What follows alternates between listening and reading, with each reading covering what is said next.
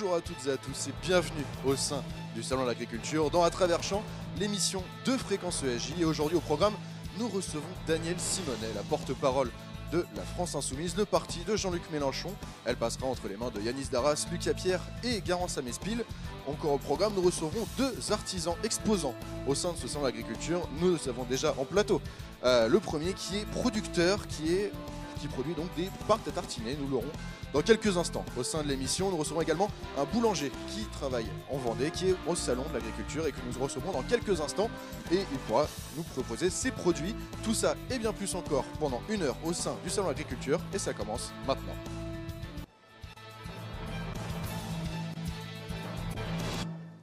Et pour commencer, nous recevons Patrick Turban. Bonjour Patrick. Bonjour Dimitri. Et on revient donc sur la journée d'hier, notamment avec le concours général agricole des vins qui s'est poursuivi avec d'autres régions viticoles qui se sont vues récompensées. Oui, exactement. Après les régions viticoles comme la Bourgogne, le Languedoc-Roussillon ou la Provence, d'autres régions viticoles ont été attribuées, distinguées par leur vin, la qualité de leur vin, notamment les Bordeaux, les Beaujolais, les vins de la vallée du Rhône, de Savoie.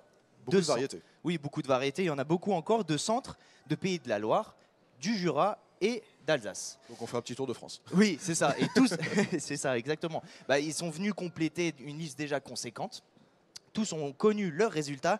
Hier, justement, 1977 médailles se sont ajoutées aux 2048 déjà médaillés, déjà récompensés et attribués samedi. C'est le moment de faire un petit calcul mental. Dès le matin, oui. Oui, dès le matin. Bon, il n'y a pas d'heure pour faire un peu de maths, mon cher Dimitri. 1977 plus 2048, ça fait combien? Je triche pas du tout. 4025. Bravo, merci la calculatrice, hein, on est d'accord. J'ai pas triché, il n'y a pas de preuve. Bien évidemment, après les vins, d'autres produits régionaux ont été évalués et distingués par le concours général agricole. Justement, hier, sur notre plateau, nous recevions des producteurs basques et on a longuement parlé du piment d'Espelette, AOC. Et justement, coïncidence ou pas, le piment d'Espelette a été mis à l'honneur hier. C'est parce qu'ils sont venus chez nous, c'est pour ça. C'est pour ça, exactement. C'est pour ça, on porte bonheur. Et 8 médailles quand même ont été attribuées. C'est déjà bien. Malheureusement, une seule en or. Bravo à l'UERL Pesky. Eh bien, le concours général agricole n'a pas uniquement récompensé les produits régionaux. Oui, les animaux ont eu aussi le droit à leur moment de gloire. Le concours de l'espèce bovine était consacré à la race Montbéliarde hier. Plusieurs bêtes ont été récompensées dans des catégories distinctes. Même chose pour le concours de l'espèce ovine. Lui aussi s'est tenu hier dans la journée, Dans la journée. Et la race qui a été consacrée hier, c'était la race Southdown. Mais comme vous savez déjà, il y a eu beaucoup de récompensés. Si vous souhaitez connaître la liste complète des lauréats et en détail des différents concours, il y a un site internet à votre disposition, www.agricole-concours.com, rubrique palmarès. Merci Patrick Urban, on vous retrouve Merci, dès Dimitri. demain. Merci.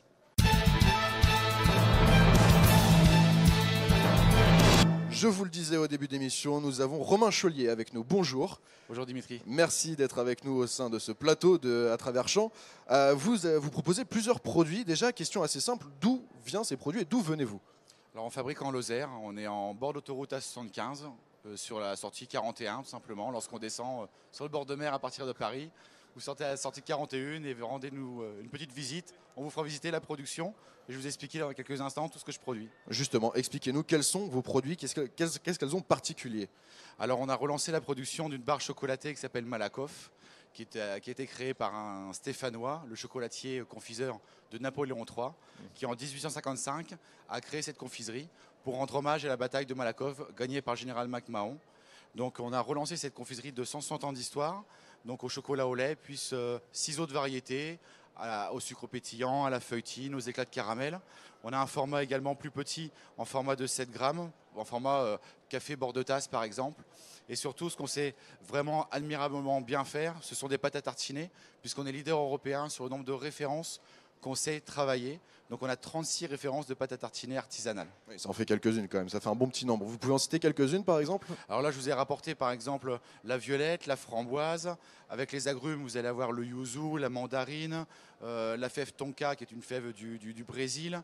Après, sur le côté texturé avec des inclusions, on aura avec des sucres pétillants, la petite crêpe dentelle, la gavotte bretonne, le caramel beurre salé de la recette de la grand-mère, les petites noisettes grillées de région Occitanie. Donc on va vraiment varier les plaisirs entre le chocolat au lait, blanc, noir à tartiner. Donc il y a vraiment beaucoup de variétés, ça on le comprend. Qu'est-ce qui vous différencie des autres produits similaires dans le marché qu'on peut voir? On va évidemment pas citer la marque principale de pâte à tartiner, mais quelle est la différence? Vous utilisez de l'huile de palme ou pas? Vous êtes 100% made in France? Quelle est la particularité vraiment spécifique des autres? Alors le premier argument et la première particularité, c'est que nous on travaille du chocolat. Hein, on ne travaille pas Déjà, sur ça aide. de la poudre au cacao dégraissée, rajoutée à des noisettes ou de l'huile de palme. Nous, on travaille, la matière première, c'est le chocolat, bien évidemment sans huile de palme, mais ça, on le réalise depuis 2012, bien avant la polémique et la raison pour laquelle on a expliqué aux consommateurs pourquoi ce n'était pas forcément intéressant pour l'environnement de consommer ce type d'huile végétale. Donc le chocolat, de moins en moins de sucre, et puis voilà, des ingrédients nobles, surtout des ingrédients de région en filière courte tant que possible. Et pour vous, c'est quelque chose qui était obligatoire de travailler vraiment avec des produits naturels. Où est-ce qu'on peut vous retrouver au sein du Salon de l'Agriculture, puisque vous y êtes? Où est-ce qu'on peut vous retrouver pour pouvoir déguster vos produits? Alors, on a installé sous le stand du département de la Lozère, puisqu'on vient d'emménager il y a 6 mois. Et on est au hall 3, donc le hall des régions, des 13 régions. Ouais, le pavillon 3 avec toutes les régions de France. Sous la région, voilà, Occitanie. La région Occitanie. C'est votre combienième salon? Vous en avez déjà fait plusieurs? C'est le premier, tout à fait. Premier salon? Exactement, tout à fait. Eh ben, on vous souhaite en tout cas beaucoup de courage pour ce premier salon. Merci de vous être déplacé au sein de ce plateau de TVA d'À Travers Champs. On vous souhaite un très bon salon au sein du pavillon 3. Merci d'être venu. Rendez-moi une petite visite, je vous ferai tout déguster. Avec plaisir. C'est prévu. Merci encore.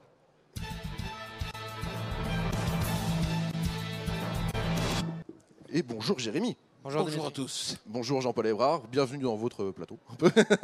Alors Jérémy, vous nous rejoignez et tout au long de cette semaine au sein de Salon Agriculture, vous animerez une chronique un peu liée aux innovations technologiques qu'on peut trouver au sein du salon et notamment adaptées au monde agricole. C'est quand même le thème principal de ce salon, on ne va pas se mentir. Et aujourd'hui, vous venez nous parler de co-farming en compagnie donc, de Jean-Paul Ébrard qui est le directeur de TV Agri, je le rappelle. Jérémy, on vous écoute. Alors vous connaissiez déjà probablement le covoiturage ou encore le coworking. Ce matin, nous allons évoquer un autre aspect de l'économie collaborative, cette fois-ci propre au monde agricole, bien sûr. Il s'agit de co-farming. Alors de quelle manière cette économie collaborative fonctionne-t-elle?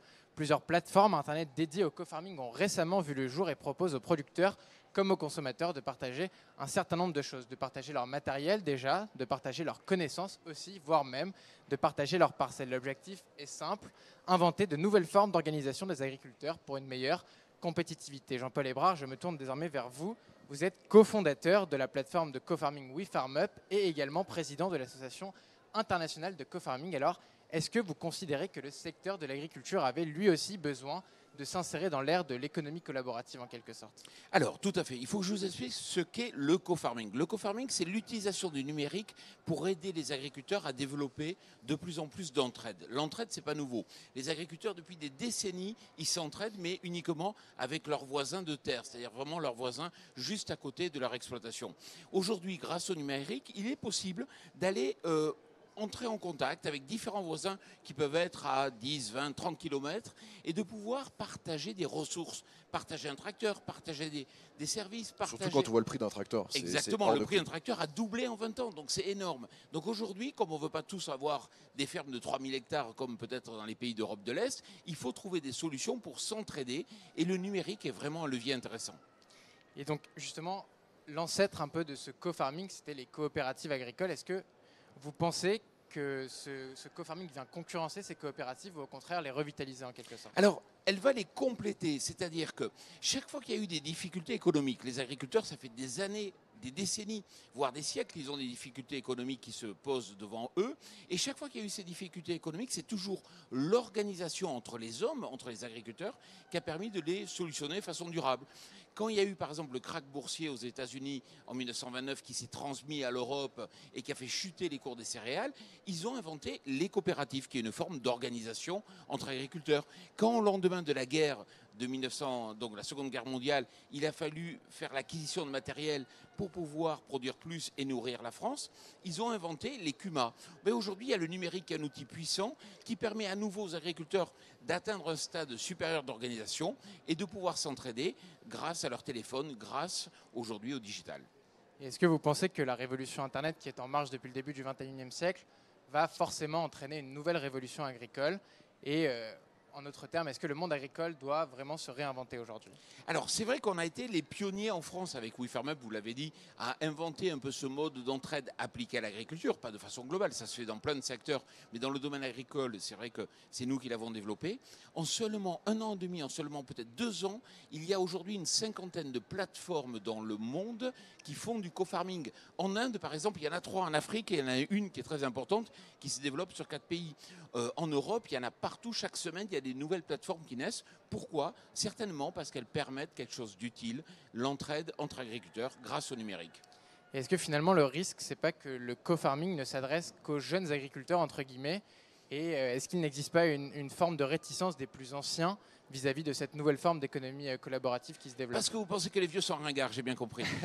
Non, non. Pour tout vous dire, ce qu'on constate par exemple avec WeFarmUp, c'est que ce n'est pas forcément les jeunes, ce n'est pas forcément les vieux qui ont recours justement à cette forme d'entraide numérique. C'est vraiment des personnes pour qui le moyen de production n'est pas nécessairement en propriété. C'est exactement comme la voiture avec WeCar, avec Drivey. On n'a pas besoin forcément de posséder sa voiture à Paris.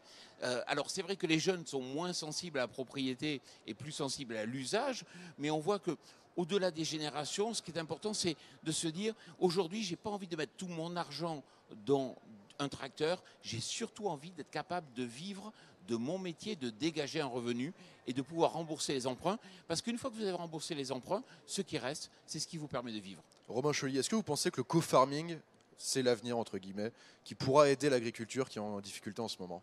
Oui, complètement. On a vraiment besoin de ça et de se fédérer. Je vous rejoins complètement et c'est quelque chose qui a vraiment le vent en poupe aujourd'hui. D'accord. Bon, ben, on a vos avis. Merci Romain Cholier, merci Jean-Paul Évrard, merci beaucoup. Jérémy Richalet. Merci on vous retrouve évidemment vous demain au sein de À travers champs.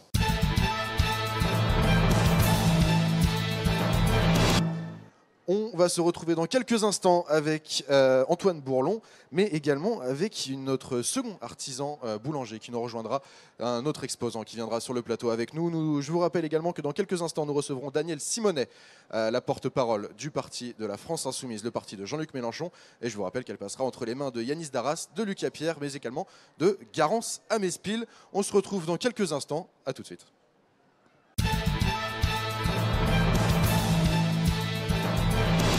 De retour dans À travers champs, direct depuis le Salon de l'Agriculture de Paris. Et nous avons un nouvel invité au plateau. Bonjour. Bonjour. Merci d'être avec nous aujourd'hui. Vous venez vous présenter vos produits. Vous êtes artisan depuis la Vendée. Oui, tout à fait. Exactement, belle région qu'on connaît forcément.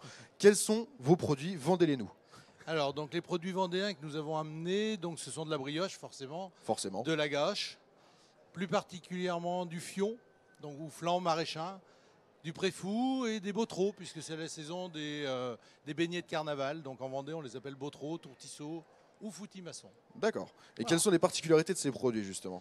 Alors, donc la brioche, c'est un produit très aéré, toujours tressé, parfumé avec un peu de cannelle et de fleurs d'oranger et de rhum. Ça se mange super bien au petit déjeuner. Ça passe tout seul. Ça passe tout Dans seul. le café, c'est parfait. La gâche, donc c'est un produit un petit peu comme la brioche, mais un peu plus serré, un peu moins parfumé. Donc ça va accompagner aussi les petits déjeuners. C'est voilà. On peut dire que la gâche est un Plus- petit peu plus lourde par rapport à la brioche. Plus serré un petit peu, Ouais. lourde, ça digère pareil. Hein. C'est ça. Ça va. Je connais d'expérience la différence entre les deux, mais c'est vrai Voilà. qu'on peut dire que la gâche, on dirait qu'elle est un peu plus lourde que la brioche, mais Voilà, en on soi, peut dire comme ça, voilà. c'est pas non plus une différence incroyable. Non.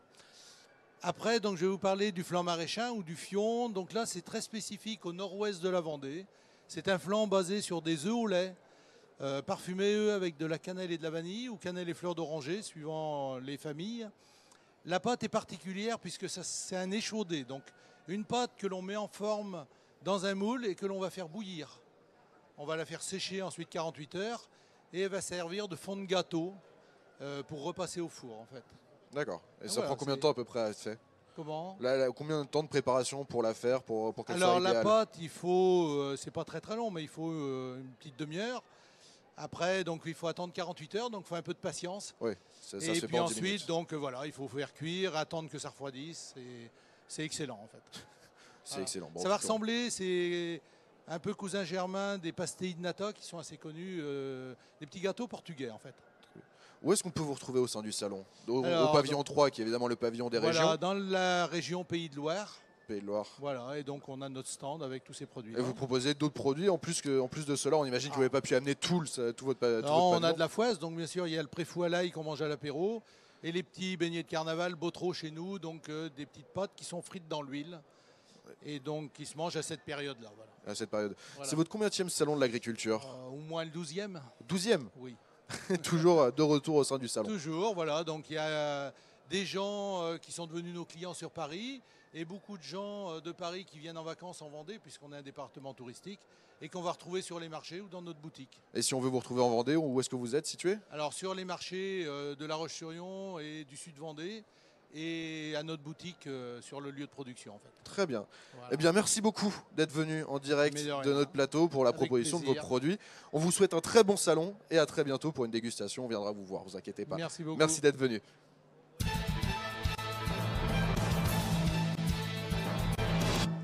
Bonjour Antoine Bourlon. Bonjour Dimitri. C'est maintenant, vous nous rejoignez. Vous avez fait un petit tour du salon. Vous n'êtes pas le seul, je pense. Oui. Vous avez fait donc un petit tour et vous avez eu un stand qui vous a sauté aux yeux. C'est celui de Antono Farm. Oui, bien sûr, c'est un stand qui est situé tout proche d'ici, dans le pavillon 4, donc en même pas 2 minutes à pied, on y est. Et bien, qu'est-ce qu'on y trouve sur ce stand d'Antono Farm? C'est ce que j'allais vous demander. Voilà, mais des insectes, figurez-vous, Dimitri. Des insectes, d'accord. Alors, si vous avez l'occasion d'y passer, vous allez être très surpris. Vous y verrez les produits, bien sûr, d'Antono Farm. Et bien évidemment, des insectes, comme je vous ai dit, dans des petits bocals. Je pense Dans des qu'avant petits d'aller bocaux, regarder, pardon. je pense avant d'aller regarder Voilà. les insectes, j'irai peut-être faire un tour en Vendée et avec la pâte tartinée. Hein. Vous m'en voulez Pourquoi pas? pas, mais Hein. Antono Farm, en tout cas, eux, ils restent le spécialiste de l'insecte. Et c'est une société qui est toute jeune, qui est basée près de Bordeaux, en Gironde, oui. On fait pas que du bon vin à Bordeaux, Il n'y a pas Dimitri. que, il n'y a pas que. On fait aussi des insectes. Et comment ça marche? Eh bien, l'insecte, en fait, il naît dans cette usine d'Antono Farm. Et ensuite, il part chez un agriculteur, figurez-vous, un agriculteur qui élève des insectes. Et lui, il va le garder pendant 60 jours, le temps que l'insecte il grandisse. Et ensuite, l'insecte, il repart dans l'usine. Et c'est à ce moment-là qu'il est transformé. D'accord. Bon, bah, au moins c'est clair. Au moins, il y a beaucoup de temps de production en tout cas pour ces insectes. Et à quoi ils servent ces insectes, hein? C'est quoi? C'est pour nous nourrir nous directement? Ils Bon, sont là ne, pour vous, quoi? ouais, ne vous inquiétez pas, Dimitri. Non, Je parce vais que pas... bon, les insectes, j'ai goûté une fois, ça m'a suffi. Non, je ne vais pas vous en faire manger ce matin, ni à vous, J'espère bien. ni aux gens qui sont autour du plateau. Eh bien, c'est parce que tout simplement parce que ces petites larves, eh bien, en fait, elles sont pas du tout élevées pour être mangées directement. Donc, c'est pas le cliché de la célèbre émission de télé avec la petite carapace qui croustille sous la dent. Non, non, pas du tout. Ces insectes, ils sont transformés dans l'usine à la fin du cycle de l'élevage. Antono Farm, ils en font principalement de la farine qui est très très protéinée par rapport à une farine de blé, par exemple. Et avec cette farine, on peut nourrir bien les animaux de compagnie, mais aussi du bétail d'élevage. Je pense notamment aux porcs, aux bovins. Et même Antono Farm transforme aussi ces insectes en huile alimentaire. Et plus récemment même en cosmétique, figurez-vous. Oui, c'est assez étonnant, se mettre de la poudre d'insectes sur le visage. Pourquoi pas?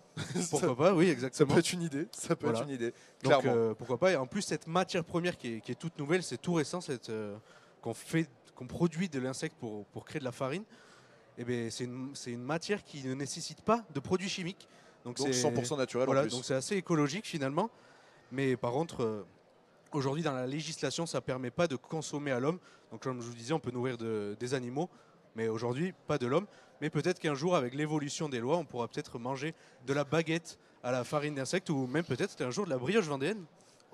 On a le temps. On va peut-être attendre un peu avant d'avoir des insectes au sein des brioches. Alors, vous nous expliquez donc que les insectes pourront à l'avenir subvenir à plusieurs besoins. Mais est-ce qu'aujourd'hui, c'est viable économiquement parlant? Oui, c'est très important parce que sinon les Parce que insectes... l'argent, c'est important. Voilà, si c'est pas viable économiquement, dans quelques années, les insectes n'ont pas d'avenir. Et ce salon de l'agriculture, on le sait, c'est l'occasion de parler de l'emploi, du métier d'agriculteur qui est aujourd'hui décrié, qui est en difficulté. Qui est en difficulté, c'est vrai. Et ce domaine de l'insecte, eh bien, il est en pleine croissance, c'est une activité en plein essor en fait. Et par exemple, Antono Farm, ils emploient 25 employés à temps plein. Il y a plus de 10 sociétés en France qui se sont lancées dans l'insecte. Et même si on voit plus grand l'échelle de la France, eh bien la Fédération française des producteurs, importateurs et distributeurs d'insectes, oui, il y a une fédération. Il y a une Dimitri. fédération, d'accord. Oui. Et bien eux, ils estiment que le nombre d'emplois qui a été créé grâce à l'insecte est de 600 les dernières années. Mais bon, je pense qu'il faudra quand même attendre avant que le grand public s'adapte à manger bien sûr de l'insecte. Ça va mettre du temps, je pense. Voilà. Ça va mettre du temps, il y aura des réticences. Mais en tout cas, on a le temps avant de voir des gâches avec des insectes à l'intérieur. Mais- On a le temps de voir ça. Mais pourquoi pas un jour? Pourquoi pas. Voilà. Merci beaucoup Antoine Bourlon d'être venu aujourd'hui. On vous retrouve dès demain, évidemment, Pas au de sein problème. de ce salon. Merci Dimitri. également à vous d'être venu avec vos produits sur ce plateau. On passera faire un petit tour de dégustation, on le rappelle. Il n'y a pas de problème, vous êtes les bienvenus. Merci beaucoup. On le rappelle, vous êtes au sein du pavillon 3 dans la région Loire-Atlantique. Pays de Loire. Pays de Loire, pardon. Oui. Je suis encore avec les anciens noms. Pays de Loire, on vous retrouve donc au sein du pavillon 3. Merci beaucoup d'être venu et on vous souhaite une bonne continuation au sein du Salon de l'Agriculture. Merci de m'avoir accueilli.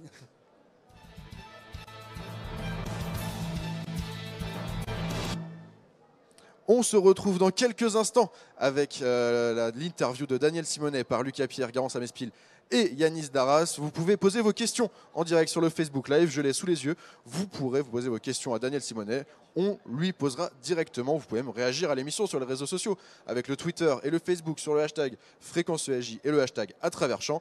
On vous retrouve dans quelques instants. À tout de suite.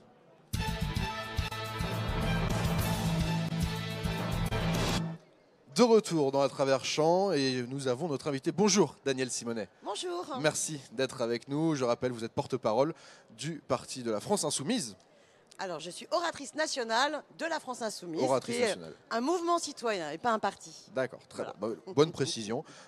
Pour pouvoir vous dresser votre portrait, en espérant qu'il n'y ait pas d'erreur, comme je viens de faire, j'invite Camille Pas Garcette, grave. qui va pouvoir faire votre portrait en rappant.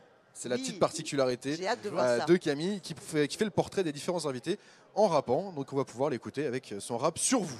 Ouais, avec Bonjour plaisir. d'ailleurs, Camille Bonjour. Garcette. On vous écoute. Voilà, c'est un exercice que je fais assez régulièrement, donc normalement il n'y aura pas de problème. Allez-y pour la musique, il n'y a pas de souci.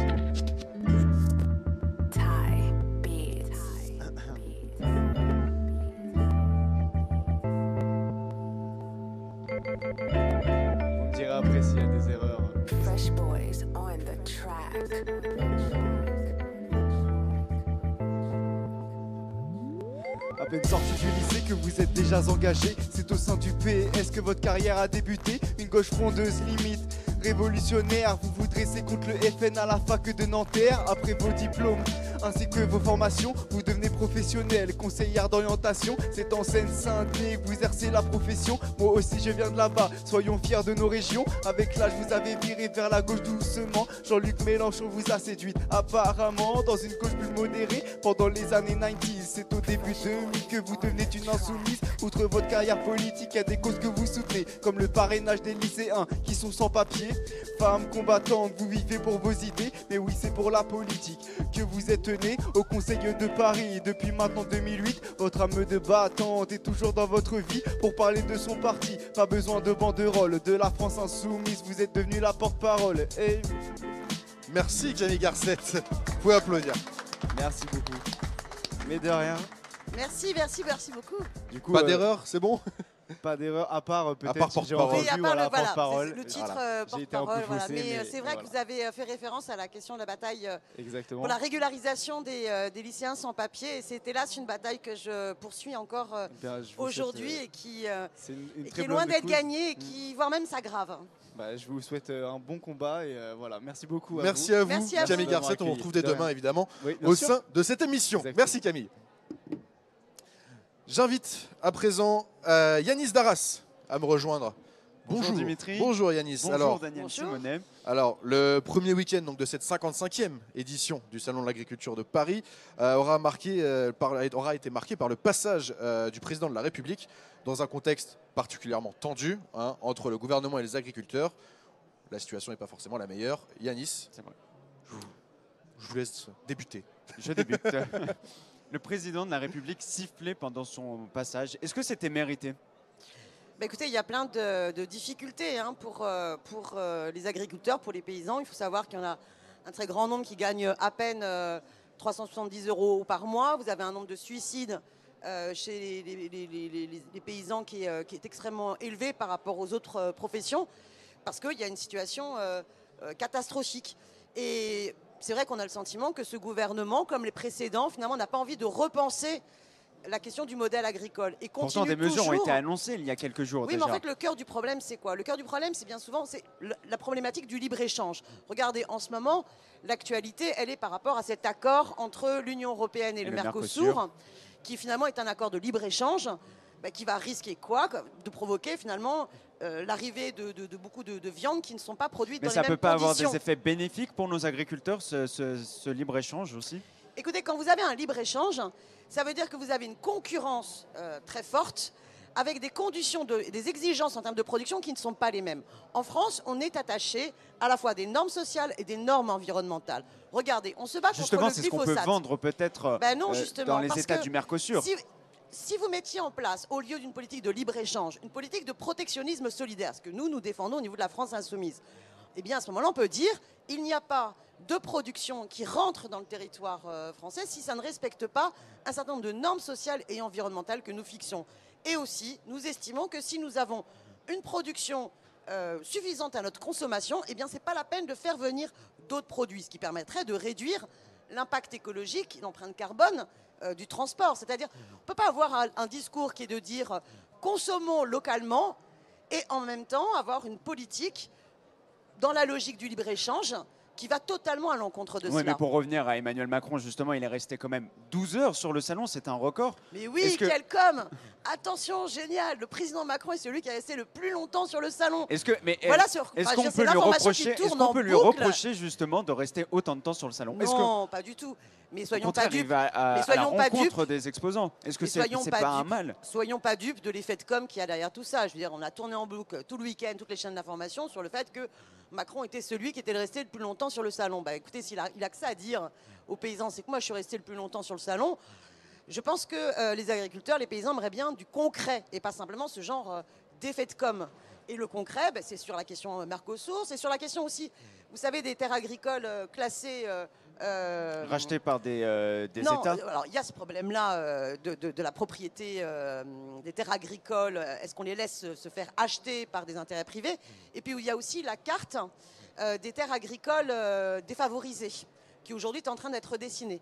Résultat, vous avez plein de petits producteurs dans des zones rurales qui risquent d'être dans une situation catastrophique. Vous avez des villages entiers mais alors dans le même temps... qui peuvent disparaître si on ne soutient pas ces agriculteurs qui sont dans des zones difficiles. Justement, Emmanuel Macron a fait quelques mesures aussi, a annoncé en tout cas quelques mesures jeudi dernier, par exemple lors de sa rencontre avec 700 agriculteurs, jeunes agriculteurs. Et donc un nouveau crédit va apparaître. Le but, c'est de débloquer 1 milliard d'euros juste cette année pour les aider à s'installer. Est-ce que c'est suffisant, 1 milliard d'euros, pour aider les jeunes agriculteurs en tout cas à acheter du matériel, peut-être une exploitation, et ainsi les installer durablement sur le territoire? Ce qui est important, c'est surtout durablement d'accompagner celles et ceux qui sont prêts à s'engager dans la sortie du modèle agricole productiviste.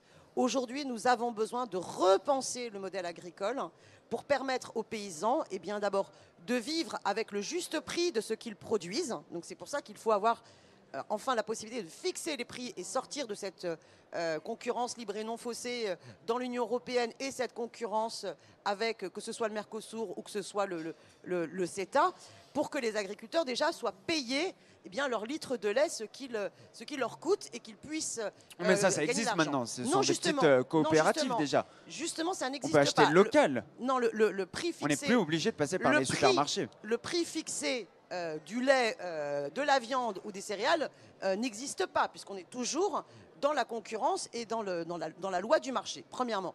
Deuxièmement, il faut aider le fait que les exploitations agricoles puissent revenir à des petites entités qui permettent de respecter l'environnement. Vous savez que les paysans... Donc ce milliard d'euros peut permettre justement ça. Jouer un rôle déterminant.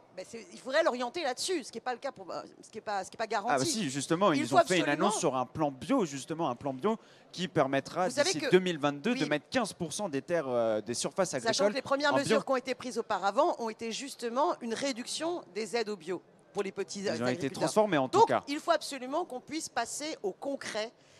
L'Union européenne aussi aide le bio. L'Union européenne aujourd'hui les 5 aide beaucoup premières plus. Années, L'Union européenne aide beaucoup plus les grandes entreprises d'exploitation agricole qui sont dans le productivisme que les petites. Il faut également interdire ce qui est la logique totale du productivisme absolu, qui est les fermes des 1000 vaches, les fermes aux X milliers de poules, X milliers de cochons, qui sont une aberration d'un point de vue écologique et qui sont extrêmement problématiques du point de vue du non-respect de la souffrance animale. Donc on réforme en fait finalement l'agriculture en profondeur en privilégiant les petites exploitations. Alors c'est ce que vous dites en tout cas. Oui, c'est pas ce qu'on fait. C'est ce que je souhaite et ce que la France insoumise souhaite faire. Parce que quand vous permettez vraiment la transition... Le gouvernement, il est capable aujourd'hui de faire ça à votre avis? Le gouvernement aujourd'hui, il reste complètement adossé à la logique de la FNSEA qui est tout sauf un syndicat agricole. La FNSEA, c'est un syndicat qui finalement qui représente surtout l'agroalimentaire en fait. Quand vous regardez qui sont les dirigeants de la FNSEA et qui gère finalement les politiques agricoles catastrophiques de ces 10 dernières années avec tous les gouvernements successifs, que ce soit de Sarkozy, que ce soit de Hollande ou que ce soit de Macron, on est toujours dans cette logique-là. Il faut enfin passer au contraire à une logique de défense de l'agriculture paysanne, bio, en circuit court, qui à la fois protège notre environnement et nous permet d'avoir une alimentation saine dans nos assiettes et en plus qui sera créatrice d'emplois. Si vous développez une agriculture paysanne, vous pouvez développer et créer de l'emploi. En tout cas, c'est le souhait d'Emmanuel Macron, puisqu'il a aussi annoncé un système de futur pré-retraite, en tout cas pour les petites exploitations qui voudraient partir, enfin les petits agriculteurs qui voudraient partir à la retraite, en leur permettant justement de transférer leur activité sur un jeune agriculteur. C'est bénéfique ça, par exemple, pour les petites exploitations. Voilà, c'est extrêmement important de faciliter justement le fait que pourquoi on n'a pas mis ça plus tôt des jeunes agriculteurs qui puissent se poursuivre. Pourquoi on n'a pas mis ça plus tôt alors, ce système de pré-retraite? Je suis incapable de vous dire pourquoi est-ce qu'il y a bien souvent une non prise en compte de la situation des paysans. Ça va dans du ce bon pays. sens Voilà. quand on sait que 40% des agriculteurs veulent partir à la retraite d'ici à 3-4 ans. Et veulent absolument que leur exploitation agricole puisse se poursuivre. Voilà, qu'elle parce ne que disparaisse pas. Qu'elle ne disparaisse pas, parce que sinon c'est une catastrophe aussi pour nos villages. Par contre, ce qu'il faut absolument voir aussi, c'est que la défense du monde agricole, la défense des paysans, eh bien, c'est aussi la défense de nos campagnes. Et aujourd'hui, il y a des mesures prises par ce gouvernement qui vont totalement à l'encontre de l'intérêt des zones rurales. Je vous donne 2 exemples. Aujourd'hui, la carte scolaire, c'est une catastrophe parce que vous avez des fermetures de classes et des fermetures d'écoles en zone rurale qui vont tuer les petits villages. Et les engagements concernant la SNCF, c'est une catastrophe également parce que quand vous fermez, il y a une promesse de fermer un bon nombre de petites gares et de petites lignes qui permettaient justement de relier des petites villes ou des gros villages qui vont être totalement dans l'isolement. Vous ajoutez à cela les politiques hospitalières qui aggravent un désert hospitalier en zone rurale et vous avez comme ça tout un tas de territoires qui sont abandonnés. C'est une vraie problématique aujourd'hui. Merci Yanis Darras et merci à vous Daniel Simonet pour la première partie de l'interview. Vous restez avec nous puisque maintenant Yanis s'en ira et on appelle évidemment Garance Amespil pour une autre interview, pour une autre partie d'interview puisque vous le savez, on le sait bien, vous êtes oratrice au sein de la France Insoumise et Garance Amespil viendra nous parler un peu plus du parti de Jean-Luc Mélenchon. Du mouvement de Jean-Luc Mélenchon. Garance, bonjour. Alors bonjour Dimitri, bonjour Daniel Bonjour. Simonet. 7 949 €, ça vous dit quelque chose ce chiffre? Non. Alors c'est la rémunération externalisée des proches de Jean-Luc Mélenchon. Ça vous choque pas? Non. Pourquoi il paye ses proches comme ça? Alors, là, on parle de ses comptes de campagne. Vous me parlez des comptes de campagne. Exactement. Alors, déjà, est-ce que vous savez que nous sommes la campagne qui a commencé le plus tôt, qui a été une campagne extrêmement longue, d'ailleurs que tous les médias ont reconnu comme étant une magnifique campagne. On a dû commencer la campagne avant l'ouverture des comptes de campagne. Ça a été une période extrêmement difficile. Ça doit commencer en avril. Non, on a même commencé avant. Vous savez, Jean-Luc Mélenchon déclare sa candidature en début février. Voilà, début février 2016. L'ouverture des rémunérations du contrôle, ça a commencé en avril pour vous? Fin avril. Alors que nous avons commencé donc dès janvier avec la création du site La France Insoumise. Et ce qui a été vraiment pas simple, c'est que vous avez toute une longue période avant que la campagne officielle commence. Et même une fois que la campagne officielle commence, tant que vous n'avez pas vos signatures, vous avez par exemple les banques qui n'acceptent pas de faire des prêts. Donc là, vous avez toute une situation vraiment en tension pour réussir à avoir l'argent pour pouvoir organiser une campagne. Ce qui est assez, moi je dis, ce dont on est très fiers au niveau de la France Insoumise, c'est qu'on a fait une excellente campagne, bien plus longue que les autres, et qui au Mais là, final c'est pas le coûte moins sujet, cher. la longueur de la C'est- campagne. Et qui Je au vous final, parle bien sûr de que la si, ça fait partie du rémunération, sujet. de la rémunération. Ça fait partie du vous sujet, gêne madame. pas Ça fait vous partie du gêne- sujet, madame, parce qu'on a réussi à faire une campagne qui coûte bien moins cher que celle de M. Macron, qui pourtant était plus courte. Et même, notre campagne est moins chère que celle de M. Benoît Hamon, qui, elle, était extrêmement courte. Mais ça vous gêne pas que Jean-Luc Mélenchon rémunère ses proches via deux structures?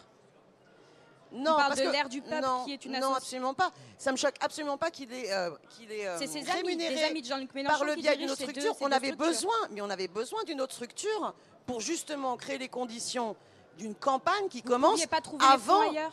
Mais non, mais vous devez faire une campagne. Avant que l'ouverture des comptes de campagne, vous êtes obligé de créer une association. Il n'y a pas d'autre moyen. Et d'ailleurs, ça ne pose pas de problème juridique. Ce qu'il faut savoir dans la polémique qu'il y a Mais sur les éthiquement comptes de parlant, campagne. Mettre des proches à la tête d'une association qui va rémunérer des employés pour une, Non, pour une c'est campagne tout politique. tout à fait normal, madame, quand vous créez une campagne. D'accord. Soit vous commencez votre campagne au moment des comptes officiels de campagne. D'accord. Et à ce moment-là, c'est sur les comptes officiels de campagne. C'est juste la Quand date vous qui pose commencez la problème pour campagne vous. en amont, eh bien oui, vous passez par une association que, évidemment, est dirigée par des personnes qui font partie de la bataille politique avec vous pour financer cette campagne. Je ne vois pas où est le problème.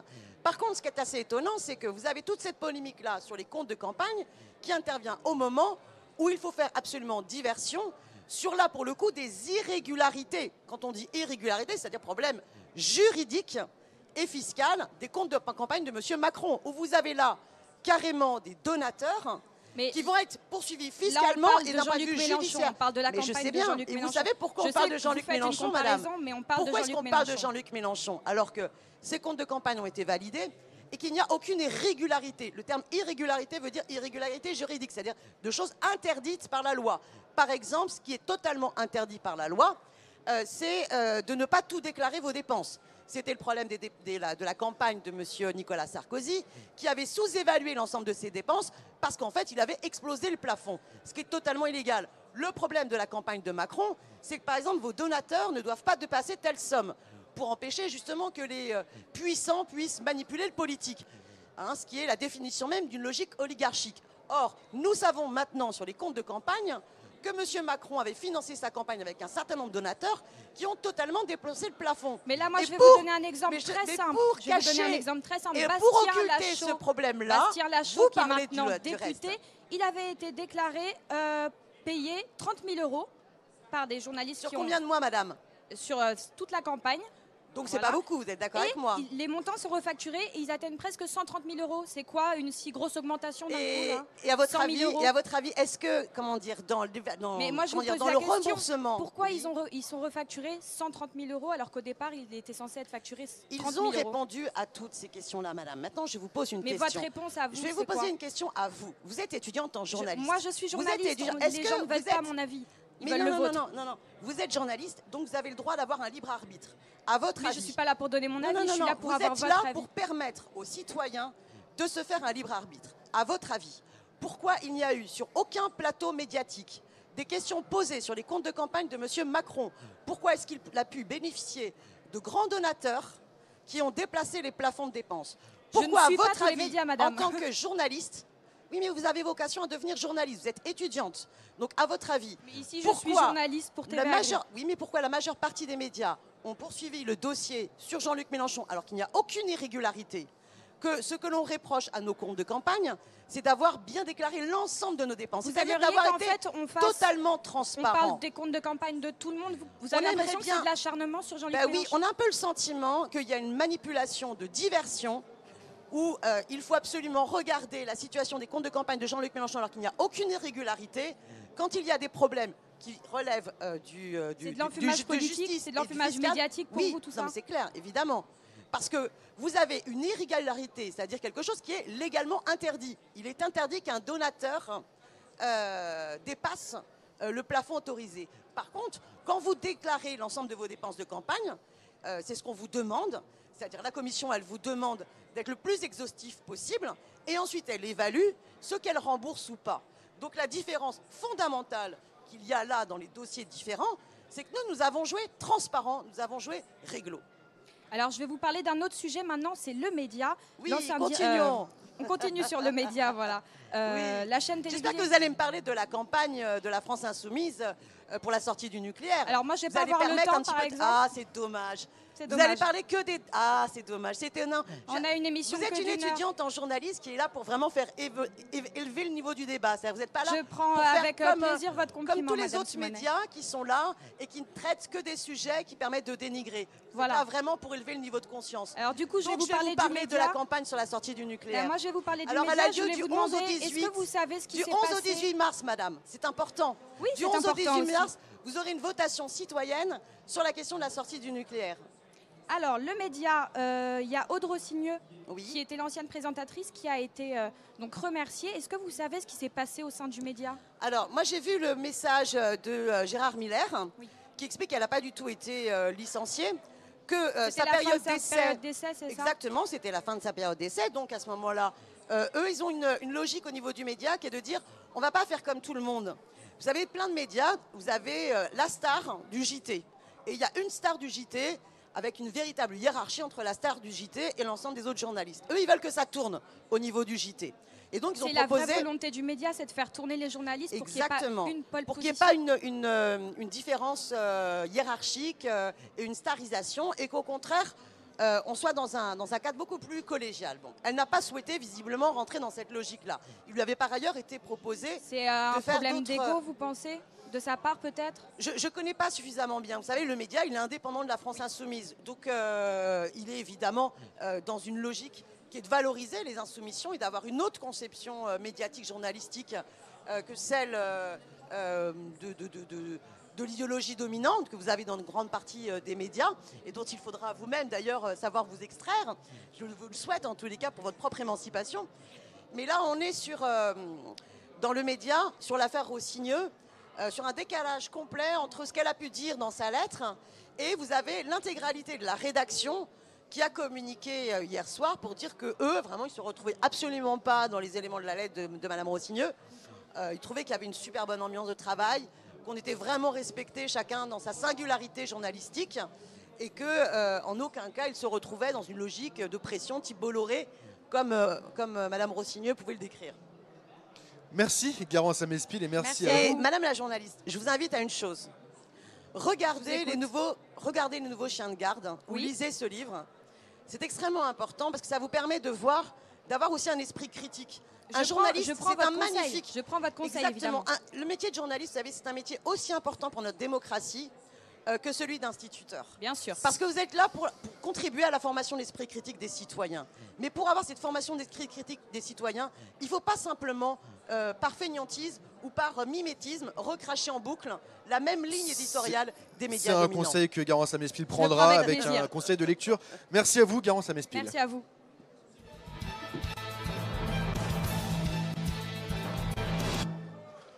Nous recevons maintenant Lucas Pierre pour une dernière partie d'interview. Je rappelle également aux personnes qui nous regardent que vous pouvez réagir au Facebook Live, poser vos questions même sur les réseaux sociaux. Il y a une tasse, mais il n'y a pas d'eau. hein. Il y a une tasse, c'est normal, tout va bien. Vous pouvez poser vos questions, nous les poserons en direct et vous pourrez évidemment réagir. Lucas Pierre, bonjour. Bonjour Dimitri. Alors, nous allons maintenant discuter un peu de l'actualité générale, rapidement, puisque comme Garance Amespil l'a précisé, le temps court assez vite malheureusement. Pour commencer, vous allez nous parler du soutien sous-entendu de Nicolas Hulot à Anne Hidalgo après le refus du tribunal administratif mercredi dernier de fermer les voies sur berge, rive droite. Exactement, Dimitri. Bonjour Daniel Simonet. Bonjour. Alors, la voiture n'est pas responsable de tout, mais nous avons le devoir de prendre des mesures qui, à terme, changeront les comportements. Ça, ce sont les mots de Nicolas Hulot hier dans l'interview du JDD. Est-ce que vous le soutenez dans ses propos ? Vous savez, moi, je pense vraiment qu'il y a un enjeu dans la lutte contre la pollution qui est de réduire l'espace accordé à la voiture dans les villes. Voilà. Donc Et vous qu'il êtes faut, plutôt au d'accord avec- contraire. Mais écoutez, moi, j'ai beau être dans l'opposition municipale, hein, je ne suis pas dans la majorité municipale d'Hidalgo. Sur la bataille de la réduction de la place de la voiture dans l'espace public, je serai toujours de ce côté-là. Et donc, c'est pour ça que je trouve cette décision de justice sur les voies sur berge aberrante. Donc vous seriez prêt Pour à... autant, Oui. je pense que ça ne suffit pas. Il ne suffit pas simplement de piétoniser pour pouvoir réduire l'espace de la voiture. Qu'est-ce que vous proposez alors, par exemple ? Alors je vous donne une problématique centrale pour moi. C'est la question des déplacements domicile-travail. Les rapports de l'INSEE montrent qu'il y a eu une augmentation de la distance et des temps de transport domicile-travail ces 10 dernières années. Ça veut dire qu'on ne prend pas le problème à la source. Le problème à la source, c'est quel aménagement du territoire? Comment ça se fait que vous habitez toujours plus loin de là où vous devez aller travailler? Pourquoi? Parce qu'on a une logique de spéculation dans les métropoles qui fait que ceux qui n'ont que leur force de travail, qui bossent, eh bien, ils sont expulsés sans arrêt plus loin. Est-ce qu'on ne va pas assez loin en fait? Est-ce qu'on ne va pas au-delà des frontières du périphérique tout simplement de Paris? Exactement. D'abord, on est sur un problème d'aménagement du territoire qui est sur l'Île-de-France. Madame Pécresse, vous savez, elle critique Madame Hidalgo sur la décision des voies sur berge. Mais Madame Pécresse, comme Madame Hidalgo, sont dans une logique libérale d'aménagement du territoire où ils ne se préoccupent pas de l'impact environnemental des aménagements aberrants, type Europa City d'un côté, type les aménagements pour les Jeux Olympiques de l'autre, qui font que dans le Grand Paris, vous avez une spécialisation des zones. La Défense pour les bureaux, le 93 pour la classe ouvrière, l'étalement urbain au fin fond de la Seine-et-Marne, et une logique complètement stupide qui fait que les distances de travail subies ne cessent de s'allonger. Dans une situation où les transports en commun ne permettent pas forcément à tout le monde de pouvoir se déplacer. Valérie Pécresse a aussi fait une proposition d'ailleurs, après avoir critiqué Anne Hidalgo, et comme vous l'avez dit, elle a proposé de piétoniser donc, les voies sur berge de rive droite, d'abord en laissant accessibles les voies aux véhicules électriques et hybrides. Vous pensez que c'est une bonne solution, ça? Non, non, non. À un moment donné, il faut réduire la place de la voiture. Il ne faut pas croire que le tout électrique sera une solution. Que Mme Pécresse regarde ce qui se passe en Allemagne. Parce que vous savez, les libéraux nous disent souvent « Ah, génial, le modèle allemand, le modèle allemand ». De temps en temps, ça serait pas mal qu'ils prennent certains exemples du modèle allemand. L'Allemagne va expérimenter la gratuité des transports en commun sur au moins 5 grandes villes d'Allemagne. Parce que l'évidence, c'est que si vous rendez le déplacement en transport en commun beaucoup moins coûteux et que vous le banalisez, eh bien, vous réduisez aussi l'usage de la voiture. Est-ce que vous estimez que Nicolas Hulot devrait intervenir auprès de la justice, que le gouvernement devrait intervenir dans cette histoire? C'est pas qu'il intervient en direction de la justice, il faut respecter l'indépendance de la justice, mais cette voie-là, elle dépend aussi d'une voie nationale. Donc il y a une possibilité pour le gouvernement de pouvoir aider et contribuer à ce que les grandes métropoles réduisent la place de la voiture. Mais là où M. Hulot pourrait intervenir, c'est de se dire la priorité, ça doit être les transports publics. Et donc, il faut abandonner la réforme de la SNCF qui est catastrophique. Et il faut au contraire donner les moyens à l'ensemble des collectivités pour qu'elles puissent développer les transports en commun et en plus développer leur gratuité. Merci Daniel Simonet. Merci Lucia Pierre et merci à vous Daniel Simonet d'avoir répondu à ces questions. Merci. Restons en place. Et pour terminer cette émission, nous recevons Hugo Franceschi. Bonjour. Bonjour Dimitri. Comment allez-vous? Eh bien, je vais vous faire la petite présentation du programme du jour. Ça répond pas à ma question. Mais je vais très bien, je vous remercie. Vous allez donc nous présenter le programme du jour, parce qu'évidemment le salon, ça ne dure pas que la matinée, c'est toute la journée, donc on vous écoute pour le programme. Exactement.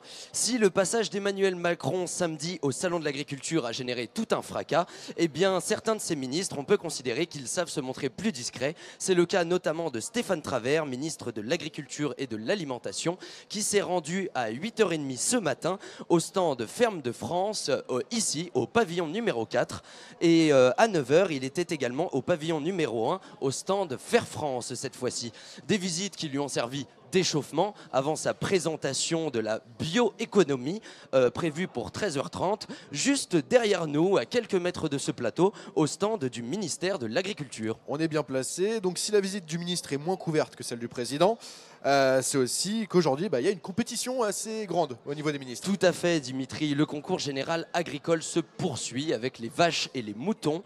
Vous retrouverez nos petits amis à laine au pavillon numéro 1 sur le ring Ovin-Caprin. À 9h30, on désignait le meilleur de la race bleue du Maine et à 11h, on nommera le meilleur pour la race des Suffolk. Puis à 14h30 et à 16h, on donnera les gagnants pour la race des Rouges de l'Ouest et pour la race charmoise. Et puis également aussi à 11h30, le pavillon numéro 1 sera quasiment dédié aux bovins, puisque la meilleure des vaches Prime Holstein, la race Prime Holstein, je précise, sera élue sur le grand ring, tandis que sur le ring de présentation, c'est la meilleure des vaches rouges flamandes qui sera élue. Aujourd'hui, c'est aussi le lancement du concours modèle et allure pour les chevaux au pavillon 2.1 sur la carrière équine. Les chevaux ardennais, les chevaux boulonnais et les chevaux de trait seront jugés sur leur morphologie et sur leur déplacement au pas et au trot. Les cochons font également leur grande entrée au concours général agricole du Salon de l'Agriculture. Aujourd'hui, la race des porcs gascons sera présentée et évaluée à 10h30. Et vous ne parlerez pas d'une conférence aujourd'hui, mais plutôt d'une nouveauté. C'est ça, Dimitri. Les ventes aux enchères font leur grand retour sur le Salon de l'Agriculture au pavillon numéro 1 à partir de 15h. Aujourd'hui, c'est la région du Limousin qui sera à l'honneur puisque les fameux cochons cul noir seront vendus ainsi que les vaches de la race limousine. Merci beaucoup Hugo Franceschi pour ce programme Dimitri. donc assez chargé aujourd'hui. Merci également à Daniel Simonet d'être venu en direct sur notre plateau. Merci d'avoir accepté notre invitation. Oui, et puis essayez l'année prochaine de faire en sorte qu'il y ait un petit peu plus de femmes, parce que je suis la seule femme que vous ayez invitée. Et ça, c'est aussi une bataille que les journalistes doivent, c'est aussi une bataille. Mais avec doivent Garance, réaliser. La parité homme-femme, je peux vous assurer que beaucoup on de essaie de médias faire notre invitent maximum. toujours des hommes. Croyez-nous, au sein de hommes, Fréquence toujours EJ, on des essaie de hommes. faire notre maximum pour avoir le plus de femmes au sein de la rédaction. On essaie de respecter la parité, mais c'est quelque chose qui est assez compliqué. Vous êtes forcément bien placé pour le savoir. En tout cas, merci d'être venu sur ce plateau. Merci à tous les chroniqueurs d'être venus également. Merci aux deux producteurs qui se sont déplacés ce matin sur notre plateau. Demain, nous aurons Jacques Cheminade en direct sur ce plateau de 9h30 à 10h30. Et dans l'après-midi, vous aurez également la chance de voir Julien Lepers avec nous. D'ici là, bonne journée et vous retrouvez Jordan Olivier à ma place. D'ici là, bonne journée et à demain.